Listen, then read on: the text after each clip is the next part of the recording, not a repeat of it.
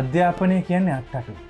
ඒත් ඒ අත්තටු කවුරු හරි මගදී සිඳලා දැම්මොත් අවුරුදු 13ක් ඉස්කෝලේ ගිහිල්ලා අවුරුදු ගාණක් මහන්සි වෙලා ඉගෙනගෙන ලක්ෂ ගාණක් වියදම් කරලා හීනමවලා අන්තිමට කොහෙවත් ඉඳලා ආපු කුහක ගම්බයියෙක් රැග්බි එකකට අහු වෙලා ජීවිතේ නැති කරගන්නවා.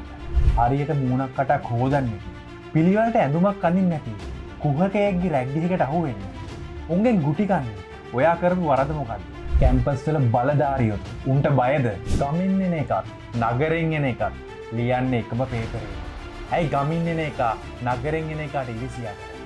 ඇයි සල්ලි නැති එක සල්ලි තියෙන එකට ඉරිසියා කරන්නේ? කැම්පස් ඉවරලා ජොබ් එකකට යද්දි මේ සමානාත්මතාව ඉන්ටර්වයුව බෝඩ් එක බලනවද? මේ නවකවදින් හින්දා මේ කුංචි ලංකාවේ තරුණ ජීවිත කීයක් බිලිගන්නේ නැද්ද? ඉදිරියටත් බිලිගනීද? තව කී දෙනෙක් කැම්පස් එක එපා වෙලා ගෙදර යයිද? මේක නවත්තන්න. තව එකෙක්ගේ හරි ජීවිතය බේරගන්න. උඹලටම තමයි පුළුවන්.